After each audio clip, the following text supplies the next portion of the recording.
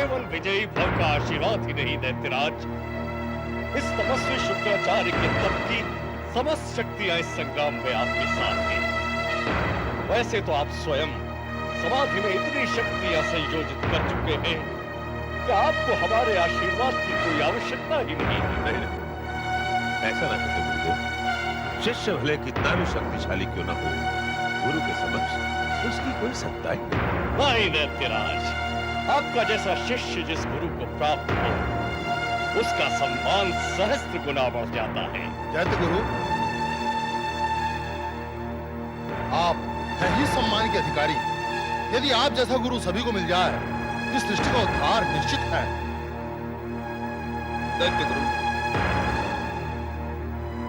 यदि वर्तमान में आपके साम्राज्य इतनी शक्ति अर्जित करके तीनों लोगों पर अपना अधिकार जमाए हुए हैं, तो मात्र आपके वरदान के कारण ही संभव हो सका है।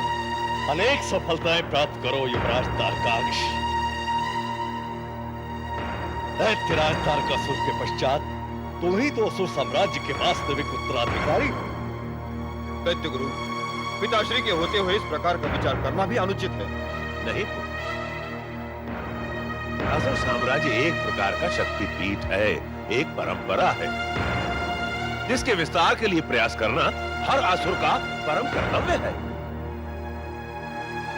कितने ही असुर सम्राट आए और चले गए, परंतु सभी ने अपने बलिदान से असुर साम्राज्य का विस्तार किया है, और ये सब गुरुदेव के आशीर्वाद से संभव हुआ।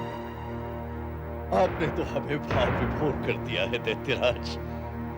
हम अपने जीवन की संपूर्ण तपस्या और उसका प्रतिफल असुर साम्राज्य को अर्पित करते हैं, और असुर साम्राज्य के समस्त ब्रह्मांड में विस्तार का वचन देते हैं। परंतु आपको भी हमें एक वचन देना होगा दैत्यराज। आदेश दीजिए गुरुदेव कि हमें क्या करना होगा। आपको दिए गए वचन को पूर्ण करना हमारा परम कर्तव्य है। तो फिर वचन दीजिए दैत्यराज कि कैलाश विजय करके आप कैलाश पर असुर साम्राज्य का विजय ध्वज फहराएंगे और स्वयं आकर हमें ये शुभ सूचना देंगे। गुरुदेव, ये समझ लीजिए, यदि हम लौट कर आए तो कैलाश पर निश्चय ही अपना विजय ध्वज फहराकर ही आएंगे, और यदि हम ऐसा नहीं कर पाए तो हमारा जीवित लौट कर आना असंभव है। नहीं तारकासुर, ऐसी उल्लासपूर्ण घड़ी में नकारात्मक बातें मत कीजिए, विशेषकर ऐसे अवसर पर जब आप कैलाश विजय के महासंग्राम का नेतृत्व करने जा रहे हैं। गुरुदेव, आपके आशीर्वाद से आज तक ये दैत्यराज तारकासुर कितने ही देवासुर संग्राम में विजय प्राप्त कर चुका है। बस केवल आपके आशीर्वाद की आवश्यकता है। फिर देखिए आपका ये शिष्य कैसे कैलाश पर विजय प्राप्त करता है। हमारा आशीर्वाद तो सदैव तुम्हारे साथ है तारकासुर। युद्ध में हमारे तप की अदृश्य शक्तियां सदैव तुम्हारे साथ रहेंगी। जहां भी जैसी भी आवश्यकता पड़े हमारा स्मरण कीजिए दैत्यराज। जो आज्ञा गुरुदेव। परंतु एक बात का स्मरण रहे, कहीं भी कैसी भी परिस्थिति में आपको विचलित नहीं होना है, क्योंकि विचलित होने की दशा में आपके मस्तिष्क से हमारा आध्यात्मिक संबंध विश्रंखलित हो जाएगा। गुरुदेव, आप भली भांति जानते हैं कि दैत्यराज तारकासुर ने विचलित होना सीखा ही नहीं।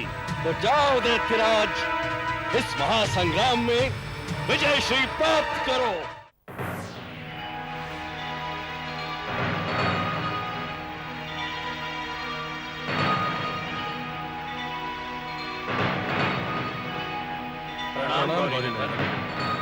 प्रणाम देवगण। गौरीनंदन, हम तो यही प्रयास करते हैं कि प्रसन्नता बनी रहे, परंतु दैत्य गुरु शुक्राचार्य ने तो जैसे सौगंध उठा रखी है हमारी और कैलाश वासियों की प्रसन्नता छीनने की। क्यों इंद्रदेव, अब क्या किया है दैत्य गुरु शुक्राचार्य ने? गजानन, कैलाश की शांति भंग करने हेतु तारकासुर को कैलाश पर आक्रमण करने के लिए भेजा है। क्या तारकासुर स्वयं कैलाश पर आक्रमण करने आ रहे हैं? निश्चय ही उन्होंने ऐसा करके अपनी मृत्यु को आमंत्रित किया है। आप उचित कह रहे हैं गौरीनंदन। आपके चेतावनी देने के पश्चात भी दैत्य गुरु शुक्राचार्य ने अपनी धृष्टता नहीं छोड़ी है, इसलिए तारकासुर का वध करके उन्हें दंडित करना अति आवश्यक हो गया। गजानन, शीघ्र निर्णय करें, हमें क्या करना है? हाँ विघ्नेश्वर, किसी भी क्षण वो दुष्ट तारकासुर, तारकाक्ष, कमलाक्ष और कालनेमी अपनी सेनाओं के साथ कैलाश की सीमा में प्रवेश करते ही होंगे। यदि वे अपनी सेना सहित कैलाश की सीमा में प्रवेश कर गए तो कैलाश की शांति को भंग करने में सफल हो जाएंगे।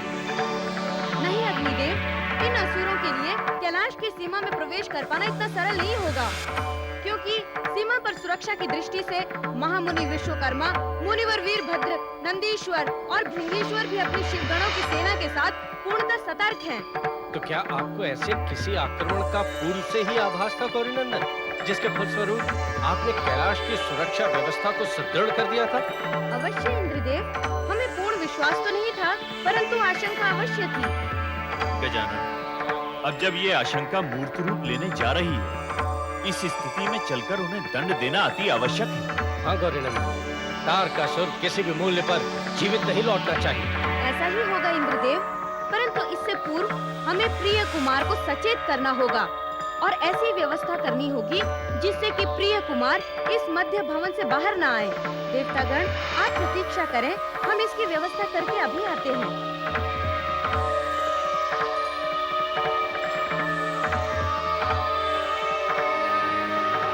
संभवतः ये भूल तारकासुर की अंतिम भूल होगी। इस भूल का प्रायश्चित तो तारकासुर को कुमार कार्तिकेय के हाथों अपने प्राण देकर ही करना होगा। नहीं कुबेर, यदि गौरीनंदन कुमार कार्तिकेय को भवन से बाहर ही नहीं आने देंगे तो तारकासुर का वध संभव कैसे हो सकेगा? क्यों इंद्रदेव, यदि विघ्नेश्वर चाहेंगे तो यह अवश्य संभव हो सकेगा। हाँ इंद्रदेव, वे तो स्वयं विघ्नों का हरण करने वाले हैं। आपकी शंका पूर्णतः निराधार है। नहीं कुबेर, इंद्रदेव की शंका निराधार नहीं है, बल्कि उसका ठोस आधार है तारकासुर को दिया गया ब्रह्मदेव का वरदान, जिसके अनुसार शिवांश अर्थात कुमार कार्तिकेय ही तारकासुर का वध कर सकता है। हाँ कुबेर, यदि गौरीनंदन तारकासुर का वध करना चाहते तो वे कभी भी कर सकते थे, परंतु ऐसा करके गौरीनंदन ब्रह्मदेव के वरदान को कदापि अपमानित नहीं करेंगे। परंतु देवेंद्र, जिस तरह गजानन हमसे प्रतीक्षा करने के लिए कहकर गए हैं, उससे तो यही प्रतीत होता है कि वो तारकासुर को मृत्युदंड अवश्य देंगे। परंतु इसके पीछे उनकी क्या लीला है, ये स्वयं वही बता सकते हैं। प्रणाम गौरीनंदन। प्रणाम देवी जया। प्रणाम देवी विजया। गौरीनंदन, क्या कोई विशेष कारण है जो आप द्वार छोड़कर भवन में आए हैं? देवी जया, क्या आप बता सकती हैं कि प्रिय कुमार इस समय कहाँ है और क्या कर रहे हैं? प्रिय कुमार तो इस समय विश्राम कर रहे हैं गौरीनंदन। हाँ गौरीनंदन, हमारे साथ क्रीड़ा करने के पश्चात प्रिय कुमार अपने विश्राम कक्ष में जाकर निद्राधीन हो गए हैं। यदि आप कहे तो हम उन्हें जगा देते हैं। क्या आप अपने प्रिय भ्राता को कहीं ले जाना चाहते हैं? नहीं देवी जया, आप उन्हें विश्राम करने दें। हम तो ये चाहते हैं कि यदि प्रिय कुमार निद्रा से उठे तो उन्हें भवन में ही रखें, भवन से बाहर ना आने दें। देवी, हमें स्मरण है गौरीनंदन, यदि कुमार बाहर जाना चाहे तो हम उनके साथ जाएंगे। नहीं देवी विजया, प्रिय कुमार को न अकेले और न ही किसी के साथ किसी भी स्थिति में भवन से बाहर नहीं जाने देना है। ये हमारा आदेश है। जैसा आपका आदेश। गौरीनंदन, क्या इस आदेश का कोई विशेष कारण है? हाँ गौरीनंदन, क्या कुमार से कोई अनुचित कार्य हो गया है जिसके दंड स्वरूप आप कुमार को क्रीड़ा के लिए बाहर जाने नहीं देना चाहते? नहीं देवी विजया, प्रिय कुमार को दंड की बात तो हम सोच भी नहीं सकते, और न ही कुमार इतने उदंड है कि वे अपने भ्राता के समक्ष कोई अनुचित कार्य करें। तब ऐसा आदेश देने का क्या कारण है गौरीनंदन? कोई विशेष कारण नहीं है देवियों। हम तो ये भी चाहते हैं कि आप प्रिय कुमार के साथ साथ माताश्री व पिताश्री को भी भवन के बाहर न आने दें। देवाधिदेव एवं मातेश्वरी को भी? हाँ देवी, यदि वे बाहर जाना चाहें तो आप उनसे प्रार्थना करके उनसे आग्रह करें कि वे भवन से बाहर ना जाएं, तथा उनसे कहें कि ये हमारा निवेदन है। जी गौरीनंदन। देवियों, द्वार पर देवतागण हमारी प्रतीक्षा कर रहे हैं, हम उनके साथ ही हैं। यदि आपको किसी भी प्रकार की आवश्यकता पड़े तो अति शीघ्र सूचित करें। जो आज्ञा गौरीनंदन।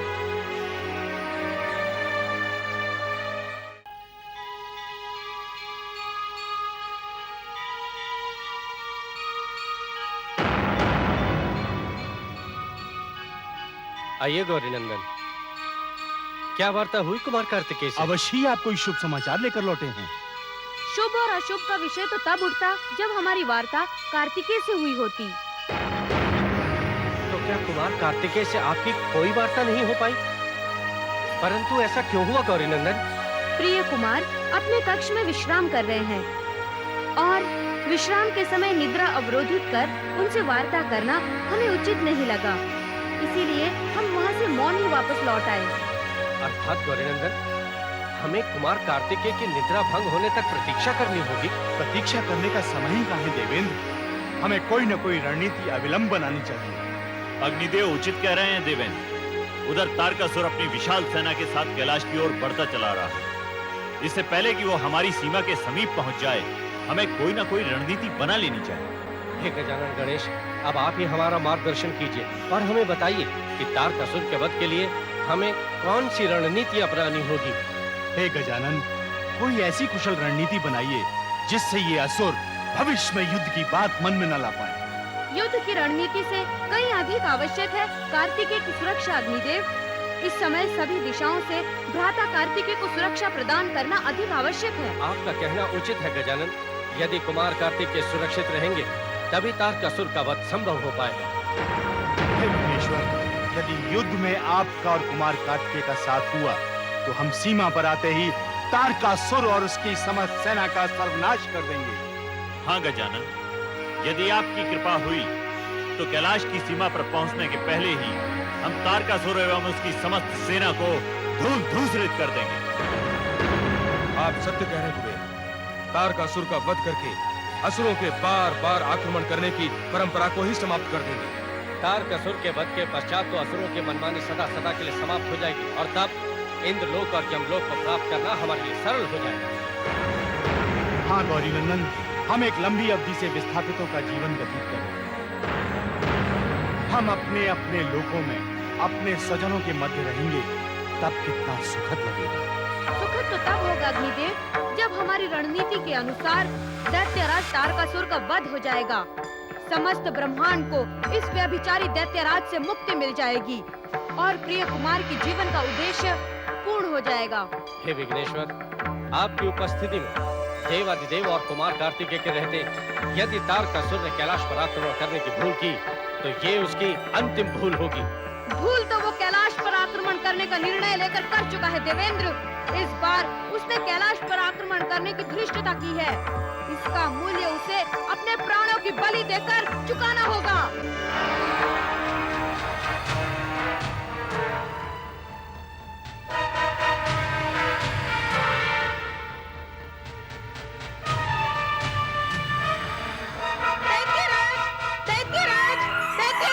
ये स्वर तो महारानी कृष्णा का है। हाँ दैत्यराज, ये स्वर निस्संदेह महारानी कृष्णा का ही है। महारानी, आप इस समय और यहाँ? हाँ स्वामी। परंतु इस समय आपको यहाँ आने की आवश्यकता क्या थी? क्या आवश्यकता थी, ये आप पूछ रहे हैं स्वामी? जिनके दर्शन मात्र की अभिलाषा लिए हम यहाँ तक चले आए। महारानी, ये समय और स्थान इस प्रकार की वार्ता के लिए उचित नहीं है। तो कौन सा समय और स्थान उचित है, क्या आप बता सकते हैं स्वामी? 12 वर्ष व्यतीत हो गए आपको समाधिस्थ हुए। इन 12 वर्षों में एक एक पल कैसे व्यतीत हुआ है ये हमारा हृदय जानता है। भवन में होने के पश्चात भी आपके दर्शन दुर्लभ थे और समाधि से उठते ही आपने कैलाश की ओर प्रस्थान कर दिया। महारानी, हमारे गुरु शुक्राचार्य ने हमें कैलाश पर आक्रमण करने का आदेश दिया है। कैलाश पर आक्रमण करना क्या इतना आवश्यक था कि आपने युद्ध में जाने से पहले हमसे भेंट करना भी उचित नहीं समझा? कैलाश पर आक्रमण नहीं, हमारे लिए आपसे भेंट करने से अधिक महत्वपूर्ण था अपने गुरु के आदेश का पालन करना। दैत्य गुरु के आदेश का पालन करने का अर्थ ये कदापि नहीं है स्वामी कि समाधि से उठने के पश्चात आप अपनी धर्म पत्नी से न मिले या स्वामी के युद्ध में जाने से पहले पत्नी अपने धर्म का पालन न करे। कहीं ऐसा तो नहीं कि कारण कुछ और हो? नहीं महारानी, ऐसा नहीं है। आप अपने मन में किसी प्रकार की शंका न लाएं। यदि ऐसा नहीं है कालनेमी, तो कृपया हमें ये बताइए कि आपके साथ तो स्वामी ने कितने संग्राम विजय किए हैं। क्या कभी ऐसा हुआ है कि युद्ध में जाने से पूर्व स्वामी हमारे समक्ष उपस्थित न हुए हो या हमारे तिलक किए बिना उन्होंने युद्ध के लिए प्रस्थान किया हो? महारानी, आप चिंता न करें, हम कैलाश विजय उपरांत अवश्य आपसे भेंट करेंगे। नहीं स्वामी, आप कैलाश पर आक्रमण करने की भूल ना करें। माताश्री, कैलाश पर आक्रमण करना हमारी भूल नहीं, अपितु पूर्व नियोजित लक्ष्य है। और कैलाश पर विजय प्राप्त करना हमारा उत्तरदायित्व है, जिसे पूर्ण करके हम अपने गुरु के आदेश का पालन करना चाहते हैं। पुत्र कमलाक्ष, तुम्हारे चाह लेने से या दैत्य गुरु के आदेश से कैलाश पर विजय प्राप्त तो नहीं हो जाएगी। महारानी, आप कहना क्या चाहती हैं? दैत्यराज, देवादिदेव महादेव, गजानन, गणेश और कार्तिकेय के रहते कैलाश पर विजय प्राप्त करना इतना सरल नहीं है जितना कि आप समझ रहे हैं। देवाधिदेव सर्वशक्तिमान है, गजानन गणेश स्वयं ओमकारेश्वर के रूप हैं और कार्तिकेय। लज्जा आनी चाहिए आपको अपने त्रिलोक विजेता पति के समक्ष उन तुच्छ देवताओं की शक्तियों की प्रशंसा करते हुए। हमारे समक्ष उन देवताओं का मूल्य ही क्या है? किसका भय दिखा रही हैं आप हमें? उस सूंडधारी गणेश का या उस भभूतधारी शिव का, जिसकी जब जहां चाहे हम समाधि बना दें, या उस कार्तिकेय का जिसको उत्पन्न हुए अभी कुछ ही समय हुआ है? कुमार और गजानन बालक नहीं है स्वामी, और ना ही उन्हें शक्तियां अर्जित करने के लिए बड़ा होने की आवश्यकता है। महारानी, आप अपनी मर्यादा लांघ रही हैं। मुझे यही होगा कि आप इस समय यहाँ से चली जाएं। आओ कालनेमी। रुक जाइए स्वामी, स्वामी रुक जाइए, रुक जाइए, रुक जाइए स्वामी, रुक जाइए, रुक जाइए।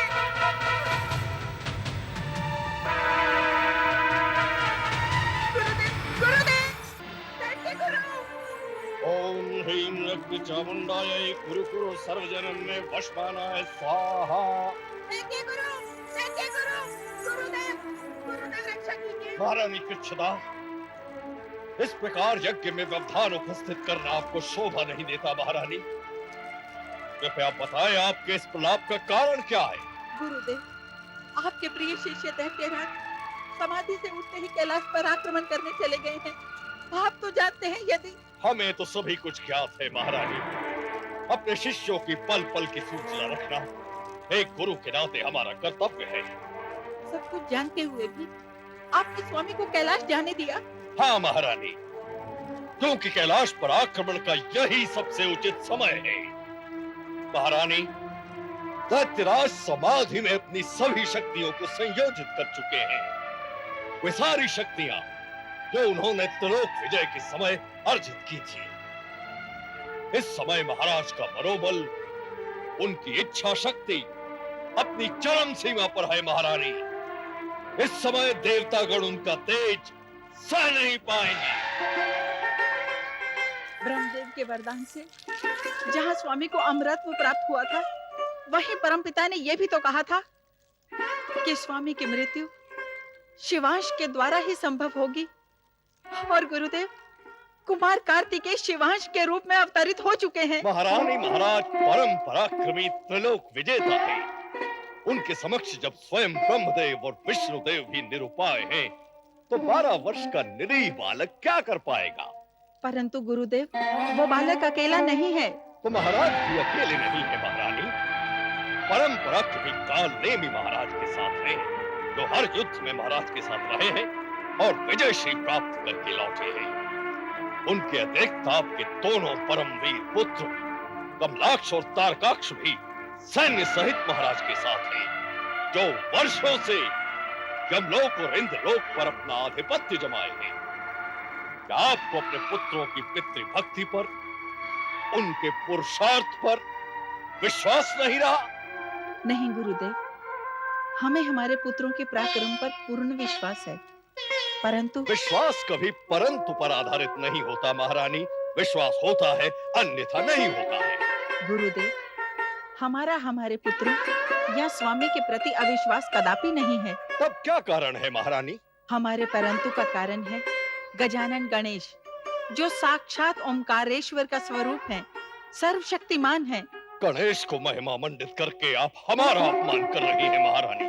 नहीं गुरुदेव, ऐसी धृष्टता तो हम स्वप्न में भी नहीं कर सकते। हमारे कहने का अभिप्राय तो ये है कि जो गजानन गणेश आपके आश्रम में आकर आपको चेतावनी दे सकते हैं, वे स्वामी को कैलाश पर आक्रमण करता देख उन्हें। नहीं महारानी, कदापि नहीं। गजानन गणेश आपके स्वामी को प्राणदंड नहीं दे सकते हैं। देखिए महारानी, यह संपूर्ण सृष्टि कुछ नियमों पर आधारित है। यदि उन नियमों का उल्लंघन होता है तो महाप्रलय आ जाएगी। परंतु विघ्नेश्वर तो सर्वशक्तिमान है। निश्चय ही गणेश सर्वशक्तिमान है, परंतु महारानी, गणेश हो, ब्रह्मा विष्णु या स्वयं महादेव हो, सृष्टि के नियमों का उल्लंघन नहीं कर सकते हैं। यही कारण है कि चाहते हुए भी गजानन गणेश आपके स्वामी को प्राणदंड नहीं दे पाएंगे। इसे ही ध्यान में रखते हुए हमने दैत्यराज को कैलाश विजय के लिए भेजा है। निश्चय ये तो प्रसन्नता की सूचना है गुरुदेव, परंतु इसके पश्चात भी हमारा हृदय अनजाने भय से भयभीत है। भय का कोई कारण नहीं है महारानी। यही उचित समय है जब असुर वीरों के प्रचंड भुजदंड शत्रु मर्दन के लिए विह्वल है। समय दूर नहीं है जब विजय श्री महाराज के चरण चूम रही होगी। इस समय दैत्यों का कल्याण अवश्यंभावी है।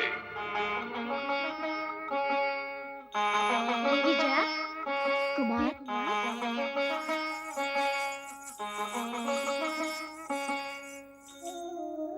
देवियों, भ्राताश्री कहीं दिखाई नहीं दे रहे। क्या आपको ज्ञात है भ्राताश्री कहाँ है? प्रिय कुमार, जितने व्याकुल आप अपने भ्राता के लिए रहते हैं, गौरी नंदन भी आपके लिए उतने ही व्याकुल रहते हैं।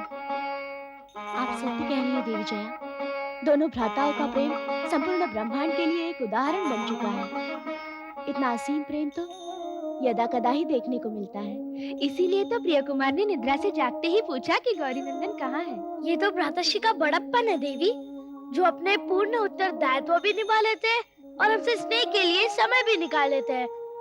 परंतु भ्राताश्री है कहाँ? गौरी नंदन भवन के द्वार पर नहीं है कुमार। द्वार पर नहीं है तो भी अवश्य सरोवर पर होंगे। देवी जया, हम भ्राताश्री से मिलने के लिए सरोवर पर जा रहे हैं। प्रिय कुमार, आप कृपया सरोवर पर न जाएं, भवन में ही रहें। परंतु क्यों देवी जया? हमें भ्राताश्री से मिलने की इच्छा हो रही है, इसलिए हम भ्राताश्री से मिलना चाहते हैं। प्रिय कुमार, आपको सरोवर पर जाने की कोई आवश्यकता नहीं। ये आप क्या कह रही है देवी विजया? यदि हम वहाँ नहीं जाएंगे तो भ्राताश्री से भेंट कैसे होगी? देवी विजया सत्य कह रही है प्रिय कुमार। जितने व्याकुल आप अपने भ्राता से मिलने के लिए रहते हैं, जितने व्याकुल आप उनसे वार्ता करने के लिए रहते हैं, गौरी नंदन भी आपके लिए उतने ही व्याकुल रहते हैं। आपसे मिले बिना छोटी सी अवधि भी व्यतीत हो जाती है तो गौरी नंदन भवन में चले आते हैं आपका कुशल मंगल पूछने के लिए। हाँ, जब आप निद्रा में थे तो गौरी नंदन आपसे मिलने के लिए कक्ष में आए थे, परंतु आप निद्रा में थे, इसलिए वे लौट गए। भ्राताश्री हमारे कक्ष में आए थे और आपने हमें जगाया भी नहीं। हम आपको जगाना चाहते थे प्रिय कुमार, परंतु गौरी नंदन ने हमें मना कर दिया। वे आपकी निद्रा में अवरोध नहीं डालना चाहते थे, इसीलिए आपसे बिना वार्ता के ही चले गए। तब तो हमें अविलंब जाना होगा। हम भ्राताश्री के पास सरोवर पर जा रहे हैं। प्रिय कुमार, गौरी नंदन ने कक्ष से बाहर जाते समय हमसे कहा था कि आपको भवन से बाहर जाने ना दें। यदि हम भवन से बाहर नहीं जाएंगे तो भ्राताश्री से भेंट और वार्ता कैसे हो पाएगी? हमें जाना ही होगा। प्रिय कुमार, यदि आप ऐसा करेंगे तो गौरी नंदन के आदेश की अवहेलना हो जाएगी। प्रिय भ्राताश्री के आदेश की अवहेलना हम कदापि नहीं चाहते थे, परंतु अब तो भ्राताश्री से मिलने की इच्छा प्रबल हो रही है। देवी विजया, आप शीघ्र गौरी नंदन के समक्ष आइए और उनसे जाकर कहिए कि प्रिय कुमार उनसे मिलने का हट कर रहे हैं। संभवतः वे स्वयं ही यहाँ आ जाए। हम अविलंब गौरी नंदन की सूचना देते हैं देवी जया। प्रणाम देवतागण। सौभाग्यवती भव। गौरी नंदन, आप शीघ्र हमारे साथ चलिए। देवी, शीघ्र चले, परंतु कहाँ? भवन में गौरी नंदन। देवी विजया, आप कुछ विचलित प्रतीत हो रही हैं। हाँ देवी, आप शांत होकर हमें स्पष्ट बताएं कि आपके विचलित होने का कारण क्या है। देवी विजया, प्रिय कुमार तो कुशलता पूर्वक है। गौरी नंदन के होते हुए उनका कोई अनिष्ट कर ही नहीं सकता। हाँ देवी विजया, आप निसंकोच बताएं, क्या प्रिय कुमार किसी विषय पर रुष्ट है या फिर कैलाश की सुरक्षा एवं सजगता में कोई कमी आ गई है? आपके आदेश की अवहेलना ही हमारे विचलित होने का कारण है गौरी नंदन। देवी, आप किस आदेश और अवहेलना की बात कर रही हैं? प्रिय कुमार को आपने भवन की परिधि में रखने का आदेश दिया था गौरी नंदन। तो क्या वे भवन की परिधि से बाहर चले गए हैं? नहीं गौरी नंदन, वे परिधि से बाहर तो नहीं गए हैं, परंतु कुमार की हट के आगे हमारे सारे निवेदन व्यर्थ सिद्ध हो रहे हैं। निद्रा से जागते ही उन्होंने आपके विषय में जानना चाहा। तो आप दोनों ने क्या उत्तर दिया? हमने अपनी अनभिज्ञता दिखाई तो कुमार कहने लगे कि भ्राताश्री अवश्य सरोवर पर ही होंगे और वे सरोवर पर जाने की हट करने लगे। तो क्या प्रिय कुमार सरोवर पर चले गए हैं? नहीं गौरी नंदन, देवी जया उन्हें रोकने का पूर्ण प्रयास कर रही है। आप शीघ्र चले गौरी नंदन, अन्यथा संभवतः कुमार अकेले ही सरोवर की ओर प्रस्थान कर जाएंगे। आइए देवी विजया, आप हमें सरोवर पर जाने से क्यों रोक रही है? प्रिय कुमार, प्रणाम भ्राताश्री। प्रणाम प्रिय कुमार। हम आप ही के पास सरोवर पर आ रहे थे। ये तो अच्छा हुआ आप स्वयं यहाँ आ गए। प्रिय कुमार, हमसे मिलने की या हमारे साथ क्रीड़ा की जब भी आपकी इच्छा हो, आप देवी जया अथवा देवी विजया को भेजकर हमें यहाँ बुला लीजिए। हम स्वयं आ जाएंगे, परंतु आप भवन से बाहर न जाएं। भ्राताश्री, आपके आने से पूर्व देवी जया और देवी विजया भी हमें भवन से बाहर आने से रोक रही थी। प्रिय कुमार, हमने ही देवी जया और देवी विजया को ये आदेश दिया है कि वे आपको भवन के परिसर से अकेले बाहर न जाने दें। भ्राताश्री, आपकी इच्छा हमारे लिए आज्ञा से भी बढ़कर है। हम कदापि अकेले भवन से बाहर नहीं जाएंगे। परंतु आपके साथ तो विचरण कर सकते हैं। अवश्य भ्राताश्री। तो चलिए हम सरोवर पर चलकर क्रीड़ा का आनंद लेते हैं। परंतु भ्राताश्री। किंतु और परंतु का समय नहीं है भ्राताश्री। आपके साथ रहेंगे तो देवी जया और देवी विजया भी हमें नहीं रोकेंगी। आपको भी चिंता नहीं होगी। देवी विजया हमारी क्रीड़ा की सामग्री ले आई है। ठहरिए प्रिय कुमार, हम आपके साथ क्रीड़ा हेतु या वार्ता हेतु समय नहीं दे पाएंगे। प्रिय कुमार, इसीलिए आप देवी जया या देवी विजया से निवेदन करके उनके साथ क्रीड़ा करें। प्रिय कुमार, हमारे लिए अपनी व्यस्तता में से समय निकाल पाना संभव नहीं है। हमारी यही व्यस्तता हमारी विवशता है। भ्राताश्री, हमें ज्ञात है आपके पास उत्तरदायित्व की लंबी सूची है, परंतु उस सूची में हमारा भी कहीं स्थान होगा। अवश्य है भ्राताश्री, आपका स्थान तो सर्वोच्च शिखर पर है। यदि ऐसा है तो हम आप ही के साथ विचरण करेंगे। प्रिय कुमार, आपका सामीप्य तो हमारे लिए सौभाग्य की बात है, परंतु प्रिय कुमार, सौभाग्य के साथ साथ आपकी सुरक्षा भी अति आवश्यक है। इसीलिए प्रिय कुमार, हम आपको भवन की परिधि से बाहर जाने की अनुमति नहीं दे सकते। भ्राताश्री, जिसके साथ आप जैसे विघ्नेश्वर हो, उसका अर्थ भला कौन कर सकता है? हमें भी आपके साथ चलने की अनुमति दीजिए ना। प्रिय कुमार, आपकी इतनी प्रबल इच्छा देखकर हम आपको बार बार ना नहीं कर पा रहे हैं। चलिए प्रिय कुमार, हमारे साथ चलिए।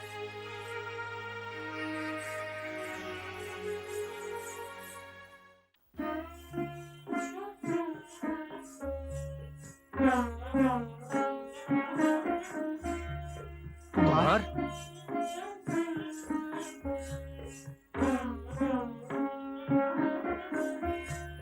प्रणाम कुमार काके। प्रणाम देवतागण। प्रिय कुमार, आप सकुशल तो हैं? हाँ इंद्रदेव, हम पूर्णतः कुशल हैं। आप सब कैसे हैं? कृपा है विघ्नेश्वर की। आप सब अत्यंत प्रसन्न दिखाई दे रहे हैं। आपका आगमन ही हमारे लिए प्रसन्नतादायक है कुमार। परंतु भ्राताश्री तो हमारे भवन से बाहर आने पर चिंतित थे। देवी जया, देवी विजया हमें भवन से बाहर ही नहीं आने दे रही थी। वो भी उचित ही था कुमार। ऐसे कैसे हो सकता है इंद्रदेव? एक ही समय में दो बातें उचित कैसे हो सकती है? प्रिय कुमार, हर बात के सदैव दो पक्ष होते हैं और ये देखने वाले पर निर्भर करता है कि वो उसके किस पक्ष को देखता है। भ्राताश्री, हम आपका आशय नहीं समझे। प्रिय कुमार, समय आने पर आप स्वतः ही हमारा अर्थ समझ जाएंगे। यदि आप स्पष्ट करेंगे तो हम अवश्य समझ पाएंगे। प्रिय कुमार, आपकी सुरक्षा की दृष्टि से आपका भवन में रहना ही अधिक श्रेयस्कर था। इसीलिए गौरी नंदन ने आपको भवन में रहने का ही निर्देश दिया। और इस समय की स्थिति के अनुसार आपका भवन से बाहर आना ही अधिक आवश्यक था। और इसी के कारण आपके भवन से बाहर आने पर हमें प्रसन्नता हुई। अब बताइए, हुई ना एक ही समय पर दोनों बातें उचित? हाँ इंद्रदेव, निसंदेह समझ आ गया। परंतु आपको हमारे साथ क्रीड़ा करनी थी, जो आपको हमारी आवश्यकता थी।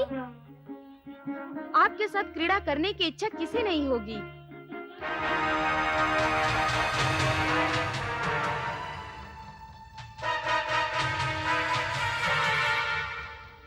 आओ गजानन आओ। तारकासुर, मर्यादा की सीमा लांघने का दुस्साहस मत करो। हम मात्र मर्यादा की सीमा लांघने नहीं आए हैं, अपितु संपूर्ण सीमाएं लांघकर तुम्हें और तुम्हारे पिता महादेव को कैलाश की सीमा से बाहर निकालने आए हैं। तारकासुर, इस प्रकार का निरर्थक स्वप्न तुमसे पूर्व भी बहुत से दैत्य और असुर देख चुके हैं। हम दूसरों की भांति स्वप्न नहीं देखा करते इंद्रदेव, अपितु उसे साकार करने का साहस भी रखते हैं। तारकाक्ष, हम तुम्हारा साहस देख चुके हैं। कायरतापूर्ण छल की रणनीति तैयार करना तुम्हारे इस साहस का उदाहरण है। और गजानन गणेश द्वारा चेतावनी देने के पश्चात भी तुमने कैलाश पर आक्रमण करके उसे इस साहस का मूर्खतापूर्ण उदाहरण प्रस्तुत किया है तारकाक्ष। और अब इस मूर्खता का प्रायश्चित करने के लिए तुम्हें अवसर भी प्राप्त नहीं होगा। शुक्राचार्य ने तुम्हारे पिताश्री को स्वयं मृत्यु के मुख में भेज दिया है, जिनका कुमार कार्तिकेय के समक्ष आकर जीवित लौट जाना अब असंभव होगा। कौन ये कुमार कार्तिकेय जो दैत्यराज तारकासुर के समक्ष उसके पुत्र को दंड दे सके? गजानन गणेश, समझ में नहीं आता कि तुम्हारी बुद्धिमता की प्रशंसा करूं या उसका उपहास करूं। कि आप इस बालक को, जिसकी क्रीड़ा करने की अवस्था है, हमारे समक्ष खड़ा कर रहे हैं। तारकासुर, कुमार बालक है या बलशाली, ये तो समय ही सिद्ध करेगा। नहीं इंद्र, ये समय रहे, हम सिद्ध करेंगे, केवल हम। ये उस समय स्वयं सिद्ध हो जाएगा देवेंद्र, जब दैत्यराज तारकासुर तुम दुष्ट देवताओं को कैलाश से निष्कासित कर देंगे और तुम्हारे इस कैलाश पर हम असुरों की विजय पताका लहराएगी। हम तुम्हें विश्वास दिलाते हैं गजानन गणेश कि उसके पश्चात हम ना तो इस बालक को दंडित करेंगे और ना ही प्रताड़ित। दैत्यराज तारकासुर, अपनी जीवा को अपने वश में रखो। भ्राताश्री, कौन है ये दुष्ट? क्या इसी के कारण आप हमें भवन से बाहर नहीं निकलने दे रहे थे? बहुत उचित कर रहे थे तुम्हारे भ्राताश्री, जो हमसे सुरक्षित रखने के लिए तुम्हें भवन से बाहर नहीं निकलने दे रहे थे। भ्राताश्री, क्या ये सत्य है? नहीं प्रिय कुमार, ये सत्य नहीं है। अपितु सत्य ये है कि ये वही असुर है जिसका वध करने के लिए आपका जन्म हुआ है। ये दुष्ट तारकासुर है जिसका अंतिम समय आ गया है। जाइए प्रिय कुमार, इस दुष्ट का संहार करके समस्त सृष्टि को इसके पापों के भार से मुक्त कीजिए। जाइए प्रिय कुमार। जो आ गया भ्राताश्री।